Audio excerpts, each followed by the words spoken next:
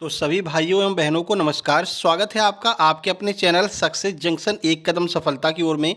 मेरा नाम है अतुल शुक्ला और हम लेकर के आ गए हैं आपके लिए मध्य प्रदेश महिला सुपरवाइजर भर्ती 2025 16 मार्च सेकेंड शिफ्ट का एग्जाम एनालिसिस। आप लोगों से सबसे पहले हाथ जोड़ करके एक निवेदन है, आप लोग अपने एग्जाम सेंटर से निकलने के बाद में कृपया जितने भी प्रश्न आपको याद रहें अपने नाम के साथ में 7052547003 इस नंबर पर जरूर भेज दिया कीजिए, क्योंकि हम आपके प्रश्नों का इंतजार करते रहते हैं। जैसे कि आज आप एग्जाम एनालिसिस का इंतजार कर रहे हैं, वैसे कल कोई और भी एग्जाम एनालिसिस का इंतजार कर रहा होगा। इसलिए जैसे ही आप एग्जाम सेंटर से बाहर निकल कर आएँ, तुरंत इस नंबर पर अपने प्रश्नों को भेज दें। नंबर नीचे अच्छे से लिखा भी होगा, आप देख लेंगे, नीचे आपको बता देंगे, ठीक है ना। उससे क्या होता है, रियल प्रश्न हमारे पास में आ जाते हैं। आज इन प्रश्नों का इंतजार करते करते हमको 8 बज गए और तब जाकर के हमें प्रश्न मिल पाए हैं और हम वीडियो बना रहे हैं ना। तो आपसे निवेदन भैया प्रश्नों को जरूर भेजा कीजिए। चलिए शुरू करते हैं। वीडियो को लाइक करके चैनल को सब्सक्राइब कर दीजिए, जिससे कि आगे जितनी भी एग्जाम एनालिसिस की वीडियो आने वाली हैं वो टाइम टू टाइम आपके पास में आ सकें।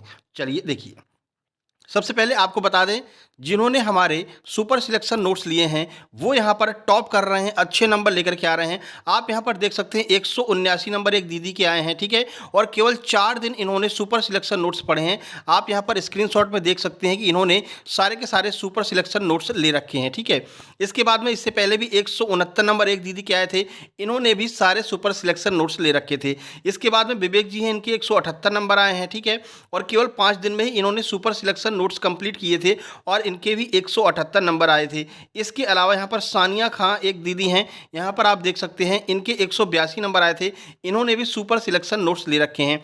और यहाँ पर इन दीदी के 155 नंबर आए हैं और इन्होंने भी सुपर सिलेक्शन नोट्स लिए थे। यानी कि सुपर सिलेक्शन नोट्स जो लोग भी ले रहे हैं, जो भी ये पीडीएफ ले रहे हैं, उन सब के कम से कम 160 150 की प्लस नंबर तो आ ही रहे हैं। अगर अच्छे से तैयारी कर रखी है तो 180 प्लस भी नंबर आ रहे हैं। तो ये सुपर सिलेक्शन नोट्स आप भी प्राप्त कर सकते हैं अगर आप मतलब आपने तैयारी तो की है लेकिन कॉन्फिडेंस नहीं आ रहा है कि सर मेरे नंबर अच्छे आएंगे या नहीं आएंगे, या लास्ट में कैसा पेपर कठिन आएगा तो क्या करेंगे। तो ये जो सुपर सिलेक्शन नोट्स बनाए गए हैं ये हर एक लेवल के बनाए गए हैं, यानी कि सिंपल लेवल से लेकर के हाई लेवल तक का एग्जाम आपके आ जाए फिर भी आप अच्छे नंबर लेकर के आ सकते हैं। इस तरह से ये सुपर सिलेक्शन नोट्स तैयार किए गए हैं। इसको प्राप्त करने के लिए कुछ खास करना नहीं है, ये आपको क्यूआर कोड दिखाई दे रहा है, इसी पर आप 199 रुपये का पेमेंट करके और उस पेमेंट का स्क्रीनशॉट, ये व्हाट्सएप नंबर आपको दिखाई दे रहा है 7052547003, इस नंबर पर आपको वो पेमेंट का स्क्रीनशॉट सेंड कर देना है। तुरंत की तुरंत आपको नोट्स सेंड कर दिए जाएंगे पीडीएफ फॉर्म में, ठीक है। या फिर एक बार व्हाट्सएप की डीपी चेक कर लेना, वहाँ पर हम टाइम लिखे रहते हैं कि कितने बजे आपको नोट्स मिलेंगे,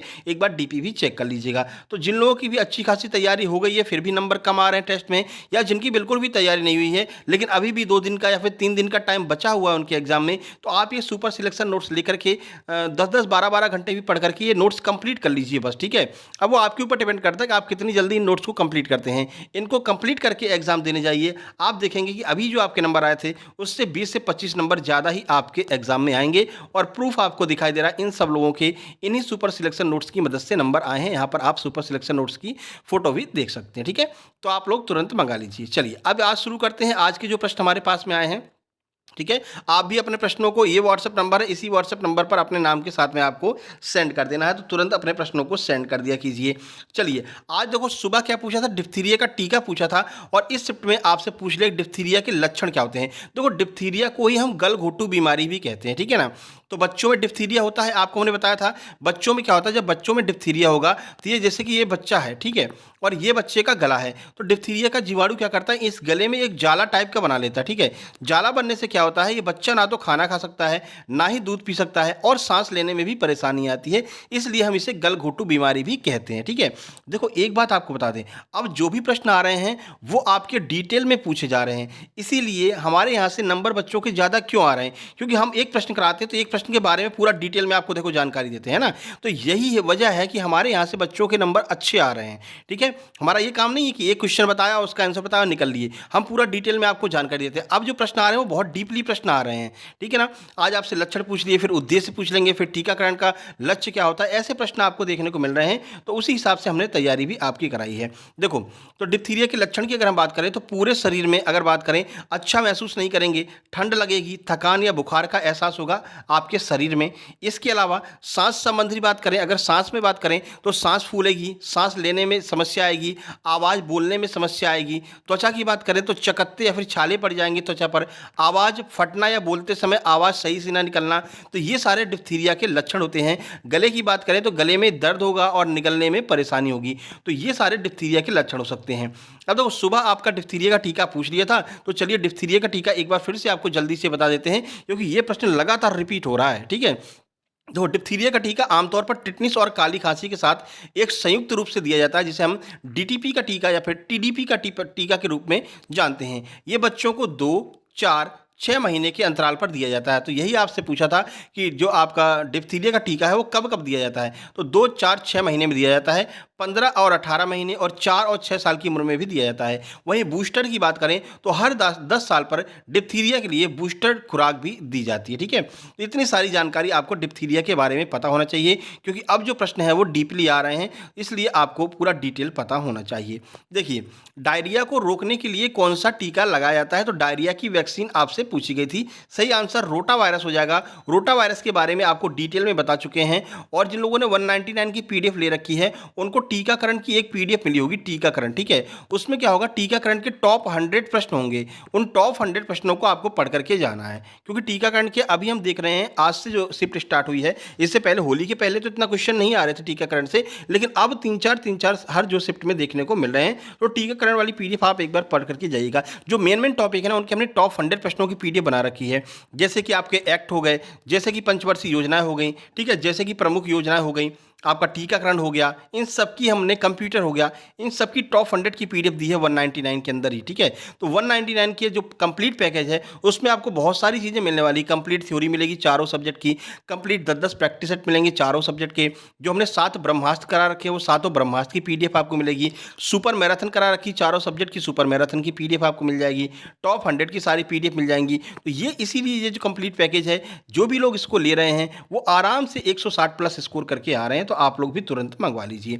चलिए, अब इस प्रश्न के बारे में आपको थोड़ा सा जानकारी दे दें। देखो, तो डायरिया, दस्त को रोकने के लिए मुख्य रूप से रोटा वायरस के कारण होने वाले डायरिया से बचाव के लिए रोटा वायरस वैक्सीन दी जाती है। देखो, रोटा जो डायरिया है उसमें क्या होता है, डायरिया में बच्चे को दस्त लगने लगते हैं बहुत तेजी से, और दस्त लगने से क्या होता है, डिहाइड्रेशन हो जाता है, यानी शरीर का पूरा पानी निकल जाता है। इससे इतनी घातक बीमारी है कि बच्चे की मौत तक हो सकती है। ठीक है, तो इसी को बचाने के लिए, इसी से बचाने के लिए रोटा वायरस वैक्सीन दी जाती है। इसीलिए आपसे कहते हैं कि हमेशा बच्चे को हर एक वैक्सीन लगवाइए। जो वैक्सीन टाइम पर लगाई जाती है, आशा कार्यकर्ता के कार्य होते हैं, उनमें से एक कार्य यह भी है कि वैक्सीन लगवाना, तो टाइम पर आपको सारे टीके लगवाने रहते हैं बच्चे को। ठीक है, अब देखो, रोटा वायरस जो वैक्सीन है इसके बारे में कुछ महत्वपूर्ण जानकारी देख लीजिए, क्योंकि प्रश्न डीपली आएगा तो ये जानकारी आपके पास में होना चाहिए। रोटा वायरस क्या है? रोटा वायरस एक वायरस है जो बच्चों में, खासकर शिशुओं और छोटे बच्चों में उल्टी और दस्त का एक आम कारण है। आपसे पूछेंगे उल्टी और दस्त का एक आम कारण कौन से वायरस की वजह से होता है? ऑप्शन में आपको रोटा वायरस दिया रहेगा, HIV दिया रहेगा, तो आपको देख करके जाना है कि जो रोटा वायरस है इसकी वजह से उल्टी और दस्त होता है। आगे बढ़िए, रोटा वायरस वैक्सीन कैसे काम करती है ये भी देख लीजिए।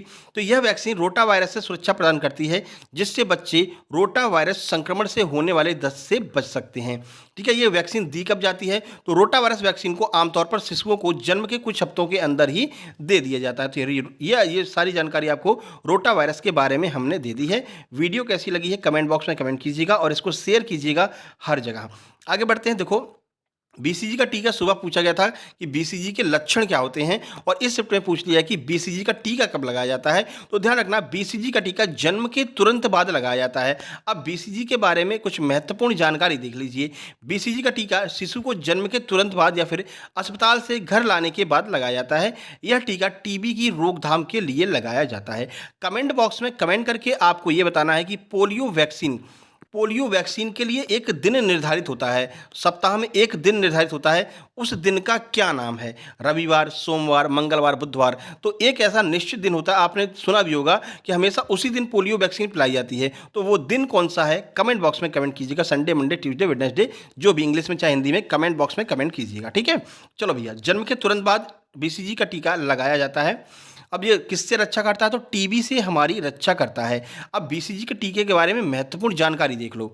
देखो, तो यह टीका टीबी पैदा करने वाले बैक्टीरिया से संक्रमित होने से नहीं रोकता, लेकिन यह बीमारी को विकास से रोकता है। यानी ऐसा नहीं कि ये इसके मतलब कि जो संक्रमण हो रहा है उस जीवाणु को मार देगा, जीवाणु को नहीं मारेगा, लेकिन इसकी विकास को रोक देगा। विकास के रोकने की वजह से क्या होता है कि ये जीवाणु अपने आप ही समाप्त हो जाता है। तो ये क्या करता है, इस विकास को रोकता है। यह टीका 6 साल से कम उम्र के बच्चों में ज़्यादा असरदार है। 6 साल से कम उम्र के जो बच्चे होते हैं उनके ऊपर ये ज़्यादा इफेक्टिव होता है। यह टीका मेनिंजियल और माइलरी टीबी के खिलाफ 50 से 80% सुरक्षा प्रदान करता है। टीकाकरण के 6 से 8 हफ्तों के बाद टीबी से सुरक्षा शुरू हो जाती है। एक बार टीका लग गया तो 6 से 8 हफ्तों के बाद में इसकी सुरक्षा शुरू हो जाएगी और करीबन 10 सालों तक ये जो है सुरक्षा करता रहता है टीबी से। वयस्कों के लिए बीसीजी का टीकाकरण की सलाह नहीं दी जाती है, यानी जो 18 प्लस होते हैं उनको बीसीजी का टीका नहीं लगाया जाता है। अगर एक बार बीसीजी यानी कि जो टीबी है ये बीमारी अगर हो गई तो फिर उनके लिए इलाज चलता है जिसे हम डॉट्स कहते हैं। ये प्रश्न भी एक बार पूछा जा चुका है कि आप आंगनवाड़ी कार्यकर्ता हैं, आपके सामने टीबी से ग्रसित कोई मरीज आ गया तो आप क्या करेंगी। तो उसके लिए डॉट्स का जो है कोर्स होता है, वो कोर्स की आप जो है शुरुआत करवा देंगी। ये काम जो है आपके कंडीशन वाले प्रश्न पूछे गए हैं, तो इनका भी आपको थोड़ा सा ध्यान रखना है। चलिए भाई आगे बढ़ते हैं। विटामिन ए आज सुबह पूछा था, जीरोथैलेमिया जो रोग है वो किस विटामिन की कमी से होता है, तो वो आपका विटामिन ए पूछ लिया था। और आज सेकंड शिफ्ट में ही विटामिन ए से पूछ लिया है कि विटामिन ए से कौन सा रोग होता है, तो रतौंधी नामक रोग जो है वो विटामिन ए से हो जाता है। ध्यान रखना, विटामिन ए अगर आए और ऑप्शन में आपको आंखों से संबंधित कोई भी रोग दिया गया हो, ग्लूकोमा हो जाए, जीरोथैलेमिया हो जाए, रतौंधी हो जाए, अगर दिया गया हो तो उसका आंसर 99% चांस रहता है कि विटामिन ए ही उसका आंसर होगा। आंखों से संबंधित बीमारी विटामिन ए की कमी की वजह से होती है। चलिए देखते हैं, विटामिन ए की कमी से रतौंधी जिसे हम नाइट ब्लाइंडनेस कहते हैं। ध्यान रखना कहीं क्वेश्चन आ जाए नाइट ब्लाइंडनेस किसकी कमी से होता है, आप परेशान सर रतौंधी तो पड़ी थी, नाइट ब्लाइंडनेस नहीं पड़ा था, तो ऐसा भी आपको नहीं करना है। इंग्लिश भी आपको ध्यान रखनी है। नामक रोग होता है जिसमें रात में या कम रोशनी में देखने में दिक्कत होने लगती है। चलो रतौंधी के बारे में थोड़ा सा जानकारी देख लीजिए। विटामिन ए की कमी का सबसे आम लक्षण रात में कम दिखाई देना या फिर अंधेरे में देखने में कठिनाई होता है।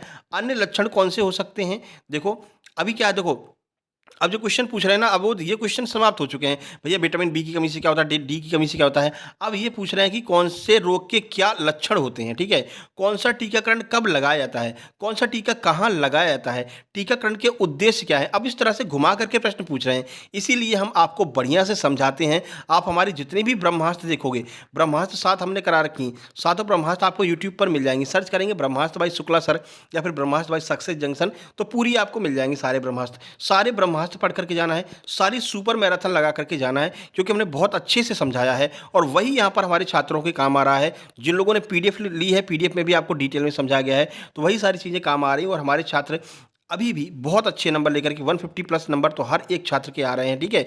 जहाँ पर लोगों के 120 110 नंबर लाना कठिन है, वहाँ पर हमारे छात्र 170 175 तक नंबर लेकर के आ रहे हैं। चलिए देखो, तो विटामिन ए की कमी से त्वचा का सूखापन, आंखों में संक्रमण, प्रतिरक्षा प्रणाली कमजोर होना, ये सारी समस्याएं हो सकती हैं।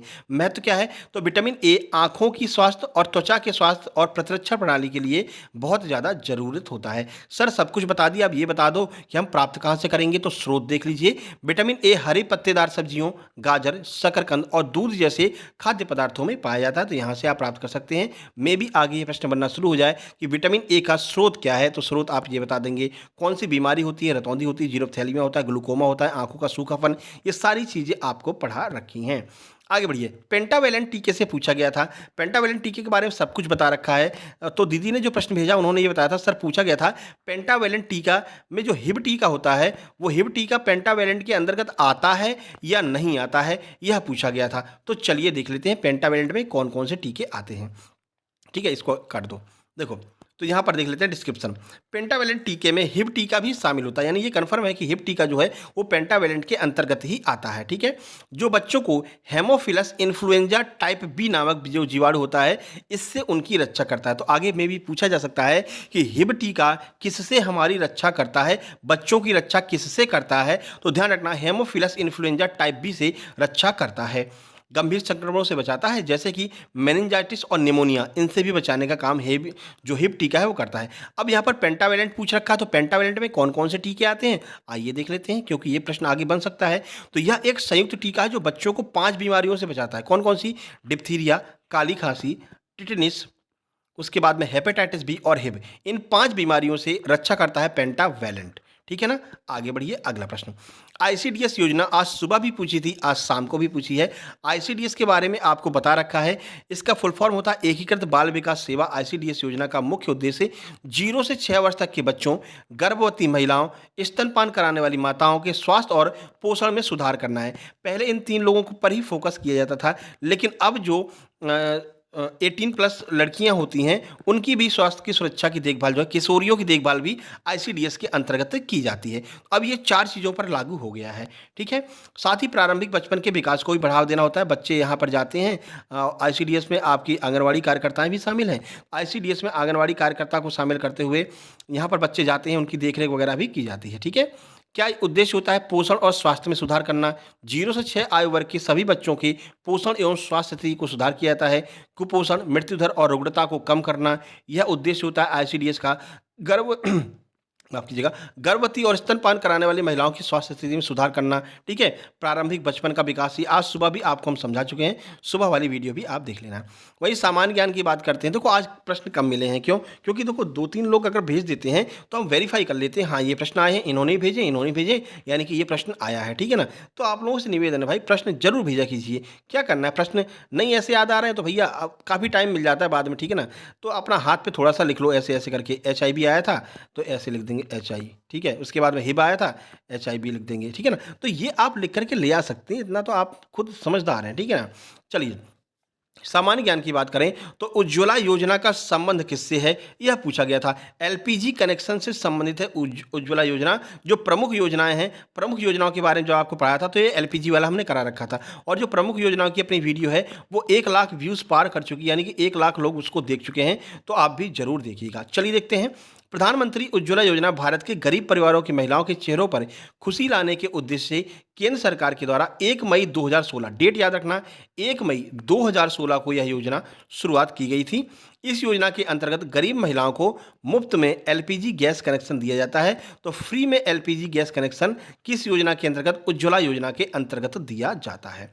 आगे बढ़िए। मातृवंदना योजना दोबारा रिपीट हुई है, एक बार इससे पहले भी आ चुकी है। कब आई थी? ये शायद 11 तारीख को आई थी। अब देखो दोबारा रिपीट हो गई, तब भी हमने आपको समझाया था और फिर से बता दे रहे हैं। देखो, तो प्रधानमंत्री मातृवंदना योजना का उद्देश्य पूछा है, तो यह योजना गर्भवती और स्तनपान कराने वाली महिलाओं को आर्थिक सहायता देती है, ठीक है। तो जो महिलाएं गर्भवती हैं या फिर जो महिलाएं धात्री हैं, धात्री का अर्थ है कि स्तनपान करा रही हैं, उन महिलाओं को आर्थिक सहायता देती है।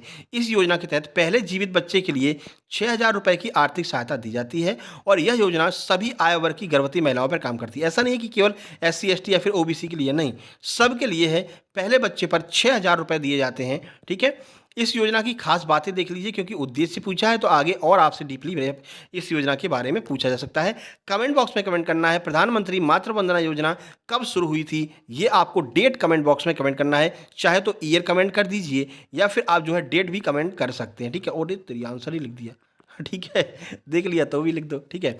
इस योजना के तहत गर्भवती महिलाओं और स्तनपान कराने वाली माताओं के खाते में सीधे पैसे ट्रांसफर किए जाते हैं।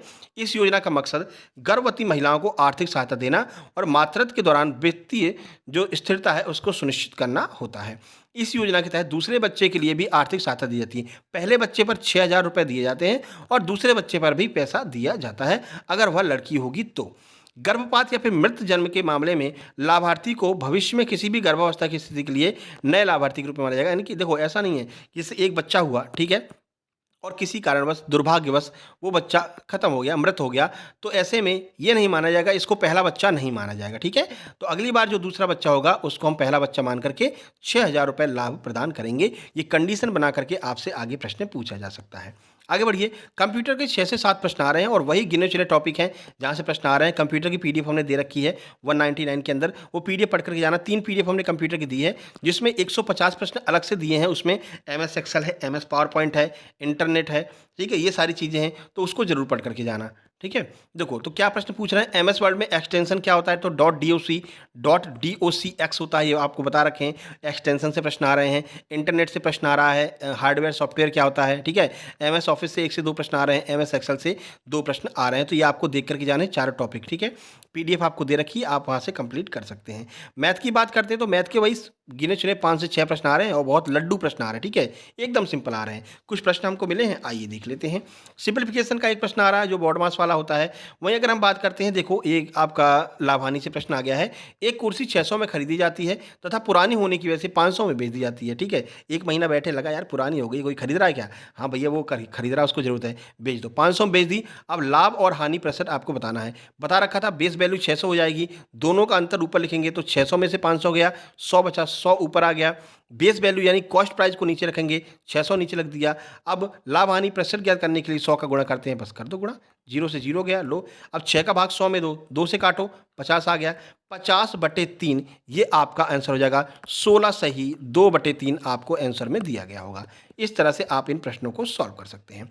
बाकी एक प्रश्न रेशियो का आया था, अब दीदी प्रश्न नहीं बता पाई हैं, लेकिन बड़े सिंपल प्रश्न रेशियो के आ रहे हैं, ठीक है। मतलब कैसे देते हैं, जैसे कि 4:6 है, इसमें अनुपात दे दिया और सामने आपको राशि 10,000 रुपये दे देंगे। अब जोड़ दो, क्या करना है, जोड़ना रहता है। 4 और 6 10x, 10x बराबर 10,000, x बराबर क्या आ जाएगा 1,000। बस जो पूछा उसमें इसका मान रख दो। मान लो b की वैल्यू पूछी है तो 6 में मान रख दो, a की पूछी है तो 4 में मान रख दो। 4 गुणा 1,000 4,000 हो जाएगा, 6 गुणा 1,000 6,000 हो जाएगा। तो बहुत सिंपल प्रश्न आपके पूछे जा रहे हैं, ठीक है। तो मैथ की टेंशन बिल्कुल नहीं लेना है आपको। एक प्रश्न है, 32,000 रुपये की धनराशि पर 4 वर्ष में 5% साधारण ब्याज की दर से ब्याज आपको बताना है। सिंपल सूत्र SI बराबर PRT/100। SI पूछा है आपसे, SI लिख दीजिए। T मतलब कि मूलधन कितना है, 32,000 है, ठीक है। रेट क्या है, 5 है। टाइम क्या है, 4 है। 100 का डिवाइड दीजिए। लो भैया 2 जीरो से 2 जीरो उड़ गए, 5 चौक 20, गुणा किया 20, अब क्या बचा है 32। तो 320 में 20 का गुणा करेंगे तो कितना आएगा, 32 दूनी 64 होता है, तो 64 ये हो गया और ये 2 जीरो एक्स्ट्रा लग गए, तो 6400 रुपये आपका सही आंसर आ जाएगा। इस तरह से आपके प्रश्न आपके एग्जाम में पूछे जा रहे हैं, तो बिल्कुल भी आपको मैथ के लेकर के बिल्कुल भी टेंशन नहीं लेना है। वही रीजनिंग के 3 से 4 प्रश्न आ रहे हैं, जिसमें से दर्पण प्रतिबिंब का एक प्रश्न आ रहा है, एक आपका ब्लड रिलेशन का प्रश्न आ रहा है, ठीक है। वो भी सिंपल एकदम आ रहे हैं, आप आराम से कर सकते हैं। एक सिटिंग का आपका प्रश्न पूछा गया था, एक ही प्रश्न सिटिंग का आया था, ठीक है। इसमें क्या है, 40 बच्चों की कक्षा में महज का स्थान आगे से 13वां है, तो पीछे से कौन सा स्थान होगा। एक ही सूत्र आपको बताया है, अभी 140 नहीं है, ठीक है, ये लिखा था सिटिंग से एक प्रश्न आ रहा है। अब देखो टोटल बराबर राइट प्लस लेफ्ट -1, ये सूत्र बता रखा है ना आपको, यही लगा दीजिए। इसी पर लगभग सारे प्रश्न अब तक आए हैं। टोटल कितने हैं, 40 है, ठीक है। आगे से कितना स्थान है, 13वां है। पीछे से पूछा है तो पीछे का आप जो है राइट कर दीजिए, मान लीजिए -1 कर दीजिए। 13 में से 1 जाएगा 12, ठीक है। और अब ये जो 12 है वो इधर आकर के माइनस होगा, तो 40 में से 12 जाएगा तो कितना बचेगा 28। तो इसका क्या हो जाएगा, आगे से या फिर पीछे से उसका 28वां स्थान हो जाएगा। इस तरह के प्रश्न आपके एग्जाम में आ रहे हैं। बाकी कोडिंग डिकोडिंग के 2 प्रश्न आ रहे हैं, वही ABCD की कोडिंग डिकोडिंग, ABCD का नंबर आप अच्छे से याद कर लेना, उसी पर आपके प्रश्न आराम से सॉल्व हो जाएंगे। चलिए बालक शिक्षा एवं देखभाल CDP की बात करें। देखो गर्भावस्था में देखभाल कैसे करेंगे, ऐसे प्रश्न आपके आ रहे हैं, ठीक है ना। तो गर्भावस्था की देखभाल के बारे में आपको काफ़ी अच्छे से पढ़ा रखा है, इसमें बताने की कोई ज़रूरत है नहीं, ठीक है। गर्भावस्था की देखभाल का मतलब है कि आंगनबाड़ी कार्यकर्ताओं से आप जानकारी ले सकते हैं कि कैसे हमको देखभाल करना है, ठीक है ना। तो वो सब आपको बता देती हैं। तो यहाँ से प्रश्न आ रहे हैं, गर्भावस्था से भी अच्छे खासे प्रश्न आ रहे हैं। चलो अगला पूछा है, आप एक आंगनवाड़ी कार्यकर्ता हैं, एक नेत्रहीन बालक आपके केंद्र पर आता है, आप उसकी देख रेख कैसे करेंगे। ऐसे कंडीशन वाले प्रश्न आपके एग्जाम में आ रहे हैं, जो कि आप ऑप्शन को देख करके कर सकते हैं। अब चारों ऑप्शन कोई लिख करके नहीं भेज पाता, ठीक है। ना ही लोगों को प्रश्न याद रहते हैं, एज इट इज प्रश्न नहीं याद रहते हैं। वो तो वही है कि कोई इतना चालाक हो भैया कि प्रश्न ही लिख करके ले आए रफ सीट पे तो भले बता दे, नहीं तो फिर बैठना पड़ता है घर पे, 2 घंटे सोचना पड़ता है, तब प्रश्न याद आते हैं, ठीक है। तो ध्यान रखना, ऐसे प्रश्न आ रहे हैं जो आपकी दिमागी समझ पर आधारित हैं, प्यार से आराम से बैठ करके करेंगे तो हो जाएगा, ठीक है। तो बताओ, अगर कोई नेत्रहीन बालक आपके यहाँ आ जाता है तो आप क्या करेंगे। आप उसको आराम से बैठाएंगे, फिर उसको बोल बोल करके चीज़ें सुनाएंगे, या फिर ब्रेल लिपि का प्रयोग करेंगे, ठीक है। तो इस तरह के आपके ऑप्शन दिए रहेंगे, जिन्हें आप आराम से एलिमिनेट करके रख सकते हैं, ठीक है। आगे देखते हैं, अगला देखो, एक ऐसा बालक जो सुनने में असमर्थ है, एक शिक्षक के रूप में आप उसे कैसे सिखाएंगे। अब जो सुनने में असमर्थ है यानी सुन नहीं सकता है लेकिन देख सकता है, तो ऐसे में आप क्या करेंगे, ऐसे में उसको देखने वाली चीज़ें दिखाएंगे, ठीक है। और या फिर उसके लिए हेडफोन का यूज़ करेंगे, जिससे कि चीज़ें उसको सुनाई भी पड़ें, ठीक है। ब्लैक बोर्ड पर उसको दिखाएंगे, उसको चित्र वगैरह दिखाएंगे। तो ये भी आपका जो है ऑप्शन एलिमिनेशन वाला मेथड यहाँ पर काम करेगा। इस तरह के प्रश्न आपके एग्जाम में आ रहे हैं, जो आपके दिमागी समझ पर ज़्यादा प्रश्न आ रहा है। ज़्यादातर क्वेश्चन आपके दिमागी समझ पर आ रहे हैं, तो बिल्कुल भी टेंशन आपको नहीं लेना है। ये कार्बोहाइड्रेट वाला सुबह वाला लिखा रहेगा, इसको हटाइए। सुबह आया था ये प्रश्न कि कार्बोहाइड्रेट कितनी मात्रा चाहिए, तो 175 ग्राम चाहिए रहती है। आगे बढ़ लीजिए, प्रबंधकीय कौशल की बात करते हैं। दोनों चैप्टर में आपके ऐसे ही प्रश्न आ रहे हैं। 12 प्रश्न सीधे सीधे आपके पैराग्राफ से आ रहे हैं। कल हम पैराग्राफ की वीडियो लेकर के आएंगे सुबह 10 बजे के आसपास। अब एक प्रश्न आपका आया था, प्रथम पंचवर्षीय योजना का उद्देश्य। आज सुबह 9वीं पूछी थी, होली से पहले 12वीं पूछ रहे थे, अभी प्रथम पंचवर्षीय पूछी है। प्रथम के बारे में बता रखा था। सबसे पहले हमें तो पेट भरने की पड़ी थी। जब अंग्रेज हमको छोड़ करके गए थे तो हमारे पास में कुछ नहीं था, अनाज ही नहीं था, खाते कहाँ से। तो पहली पंचवर्षीय योजना जो शुरू की गई थी 1951 से 1956 तक चली थी, हमने कृषि पर अपना ध्यान केंद्रित किया। पहले कृषि पर कार्य करेंगे, पेट भरेगा, उसके बाद कुछ करेंगे। पेट भर गया, फिर हमने उद्योगों पर कार्य किया, तो दूसरी पंचवर्षीय योजना उद्योगों पर। तीसरी में हमने उद्योग और कृषि तीन दोनों को साथ में लेकर के काम किया। तो इस तरह से सारी योजनाएं पढ़ा रखी हैं आपको, और सारी योजनाओं की पीडीएफ भी आपको दे रखी है, ठीक है। तो वो पीडीएफ भी करके आपको जाना है। देखो, प्रथम पंचवर्षीय योजना के उद्देश्य की बात करें तो मुख्य उद्देश्य कृषि का विकास करना था, ठीक है। देश में आत्मनिर्भरता स्थापित करना, कि दूसरों से हमें अनाज ना मांगना पड़े। बुनियादी उद्योगों का विकास करना, ताकि विभाजन और द्वितीय विश्व युद्ध के बाद उत्पन्न समस्याओं का समाधान किया जा सके। तुरंत ही हमारा विभाजन हुआ था 1947 में ही, ठीक है। तो ऐसे में खाने की बड़ी समस्या थी, जिसको लेकर के प्रथम पंचवर्षीय योजना था। तो प्रमुख उद्देश्य की बात करें तो कृषि का विकास हमारा मुख्य उद्देश्य था। कृषि उत्पादन में वृद्धि करना, ताकि देश को खाद्य सुरक्षा प्राप्त हो सके, ये मुख्य उद्देश्य था। तो पंचवर्षीय योजना हमने जितनी भी आपको कराई हैं, पीडीएफ में भी जो भी हमने दिया है, उसमें हमने कितना लक्ष्य रखा था, कितनी लक्ष्य की प्राप्ति हुई, क्या उद्देश्य था, उद्देश्य मिला या नहीं मिला, कब से कब तक चला, ये सब कुछ हमने पीडीएफ में दे रखा है, और यहीं से आपके प्रश्न बन रहे हैं। आगे बढ़िए। अगला देखो, फिर से आपसे कंडीशन वाला पूछा है। आप एक आंगनवाड़ी महिला परीक्षक के रूप में नेतृत्व करता हैं, ठीक है। नेतृत्वकर्ता का अर्थ है कि आप नेता हैं। एक अच्छे नेतृत्वकर्ता के रूप में आपके क्या कर्तव्य होंगे, ये भी आपका ऑप्शन एलिमिनेशन वाला होगा। 3 ऑप्शन आपके नेगेटिव दिए गए होंगे, एक आपका पॉजिटिव दिया गया होगा, पॉजिटिव वाला ही आपका आंसर हो जाएगा। जैसे कि वहाँ पर दिया रहेगा, आप सहनशीलता दिखाएंगे, ठीक है, तो ये पॉजिटिव हो गया। आप झगड़ा करेंगे, नेगेटिव हो गया। आप जबरदस्ती करेंगे, नेगेटिव हो गया, ठीक है। आप किसी के साथ में मारपीट करेंगे, नेगेटिव हो गया। तो ये तीनों नेगेटिव आपके कट जाएंगे, और पॉजिटिव वाला आपका आंसर हो जाएगा। इस तरह से प्रश्न आ रहे हैं, बिल्कुल भी घबराना नहीं है। अगर आपने हमारी सारी क्लासेस ली होंगी ना, तो आपको बहुत फायदा होने वाला है।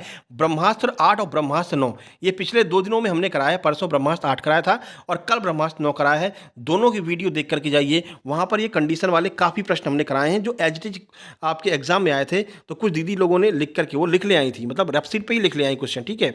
वो क्वेश्चन उन्होंने हमको एज इट इज भेज दिए थे, तो वही क्वेश्चन हमने आपके ब्रह्मास्त्र 8 ब्रह्मास्त्र 9 में सॉल्व करा दिए हैं। आप लोग जरूर देख लेना। आगे बढ़िए भैया। एनकोडिंग किसे कहते हैं, कितनी बार आपको करा रखा है एनकोडिंग के बारे में।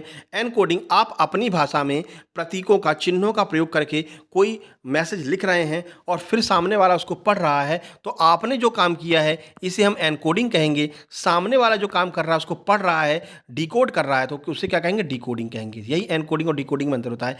आपने अपनी भाषा में कुछ लिख दिया उनके लिए, उन्होंने उसको अपनी भाषा में समझ लिया और डिकोड करके पढ़ लिया कि आपने क्या कहा है, ठीक है। और कोई नहीं पढ़ सकता, तो इसी को हम एनकोडिंग कहते हैं। जो आपने किया है, उन्होंने जो किया है, उसको हम डिकोडिंग कहते हैं। आगे बात समझ में। संचार क्या है, संचार के बारे में बता रखा है। संचार हमेशा 2 या 2 से अधिक लोगों के बीच में ही होता है। कोई अकेला व्यक्ति संचार कर पाएगा क्या, नहीं कर पाएगा, ठीक है। तो 2 या 2 से अधिक लोगों से आपसी विचार चैनल के माध्यम से, ठीक है, एक चैनल भी चाहिए, ठीक है। तो जैसे व्हाट्सएप हो गया, ठीक है, यूट्यूब हो गया, इसके माध्यम से अपने विचारों को पहुंचाना और वहां से अपना विचार प्राप्त करना, इसी को हम संचार कहते हैं। इससे पहले प्रश्न आया था, संचार पूर्ण कब माना जाता है। तो जब फीडबैक प्राप्त हो जाए, जब फीडबैक प्राप्त हो जाए, तब मानेंगे कि हाँ संचार पूरा हो गया। यानी कि ये आप हैं, ये आपके वो हैं, आपने मैसेज लिखा, उन्होंने रिप्लाई दिया, तो ये क्या हो गया, ये फीडबैक हो गया। तो अब आपका संचार यहाँ पर समाप्त हो जाएगा, आपको रिप्लाई मिल गया, आराम से मोबाइल बंद करके सो जाओगे। लेकिन मान लीजिए ये आप हैं, ये वो हैं, वो आपसे नाराज है, आपने मैसेज किया, उन्होंने रिप्लाई नहीं किया, तो क्या संचार पूरा हुआ, नहीं हुआ। आप रात भर जगते रहोगे, ठीक है ना। इसको हम संचार पूरा होना नहीं मानेंगे। समझ में आ गई, अच्छे से समझ में आ गई ना, अब तो समझ में आ गई होगी, अब दिक्कत नहीं होगा सर, ठीक है ना। ऐसे आप तो एकदम रियल समझा देते हो, ठीक है ना। तो ये हमारा भाई कर्तव्य है कि आपको चीज़ें समझ में आनी चाहिए। आप जो प्रश्न आपके आ रहे हैं पूरे समझ आधारित आ रहे हैं, तो जितना अच्छे से आपने समझा होगा, और हमने बहुत अच्छे से समझाया है, सारी वीडियो देखना, आपको बहुत अच्छा लगेगा, ठीक है। तो वही फ़ायदा यहाँ पर हमारे स्टूडेंट्स लोगों को मिल रहा है कि अब जो है उनके बहुत अच्छे नंबर आ रहे हैं। चलिए, अब आप लोगों से हाथ जोड़कर निवेदन है भैया, इस नंबर को नोट कर लो, अपने प्रश्नों को जरूर भेज दिया करो, और जो हमने व्हाट्सएप ग्रुप बना रखा है उसकी लिंक डिस्क्रिप्शन बॉक्स में दी गई है, आप लोग ज्वाइन कर लेना। और वहाँ पर वोट करवाते हैं हम कि आपका एग्ज़ाम कब है, 17 को है, 16 को है, 15 को। तो भैया जिस दिन आपका एग्ज़ाम हो उसी पर क्लिक किया कीजिए। आज हम यहाँ पर ढूंढ रहे थे 16 तारीख सेकेंड शिफ्ट, 5 लोगों ने जो है इस पर वोट किया था, और एक का भी पेपर नहीं था 16 तारीख में। सबको मैसेज किया, सब कह सर मेरा 11 को है, मेरा 18 को है, मेरा 12 को। अरे भैया, जब तुम्हारा इतने दिन में था तो क्यों तुमने इस पर वोट कर दिया, है ना। तो ऐसे लोग वोट मत करो, नीचे दिया रहता है कि अन्य डेट में है, ठीक है ना। तो अभी एक और हम वोट क्रिएट करेंगे, तो जिन लोगों का एग्जाम जिस डेट में हो कृपया उसी डेट पर आपको क्लिक करना रहेगा। ये हमारा FB पेज है सक्सेस जंक्शन के नाम से, इसको जरूर ज्वाइन कर लेना। छोटे छोटे आर्टिकल्स हम वहाँ पर डालते रहते हैं, जैसे एड्स के बारे में। हाँ, आज एड्स का भी प्रश्न आया था, ध्यान रखना, ठीक है। एड्स के बारे में भी पूरा प्रश्न आया था, और इस एड्स के बारे में हम अपने फेसबुक पर डिटेल में आर्टिकल डाल चुके हैं, तो वहाँ पर सर्च कर लेना, सक्सेस जंक्शन के नाम से है। सिल्वर प्ले बटन हमारा छपा होगा, 1.7 के सब्सक्राइबर होंगे, उसको आप लोग फॉलो कर लेना। लिंक डिस्क्रिप्शन बॉक्स में दी गई है। इंस्टाग्राम भी ज्वाइन कर लेना, वहाँ पर छोटे छोटे पोस्टर बना करके, रील्स बना करके डालते रहते हैं। आज हमने रील्स बना करके डाला है शॉर्टकट की कंप्यूटर शॉर्टकट की, उसको भी आप ज्वाइन कर लेना, ठीक है। उसकी भी लिंक डिस्क्रिप्शन बॉक्स में दी गई है। तो देखो, हर एक चीज़ का आप इस्तेमाल कर रहे हैं, फेसबुक भी आप कर रहे हैं, क्यों फर्जी टाइम बर्बाद कर रहे हैं फेसबुक पर। अगर फेसबुक चालू की है तो सीधे सक्सेस जंक्शन पर जाइए, वहाँ पर आपको अपने काम की चीज़ें मिल जाएंगी। इंस्टाग्राम चालू कर रहे हैं तो काहे रील में टाइम अपना व्यतीत कर रहे हैं। रील ही देखना है तो वो रील देखिए ना जो आपको सक्सेस जंक्शन 777 पर मिलने वाली है, वहाँ पर आपके काम की रील्स मिलेंगी। तो सक्सेस जंक्शन 777 के नाम से इंस्टाग्राम चैनल है, ID है, उसको आपको ज्वाइन कर लेना है, ठीक है। मतलब कि सब्सक्राइब कर लेना, जो भी हो। चलिए, इस वीडियो को लाइक कर दीजिए, शेयर कर दीजिए, चैनल पर पहली बार आए सब्सक्राइब कर लीजिए। नीचे टेलीग्राम चैनल की लिंक दी गई सक्सेस जंक्शन लाइव के नाम से, उसको भी आप लोग ज्वाइन कर लेना, वहाँ पर भी आप सबको ये PDF मिल जाएंगी, ठीक है। चलिए फिर मिलते हैं नेक्स्ट वीडियो में, तब तक के लिए नमस्कार, धन्यवाद।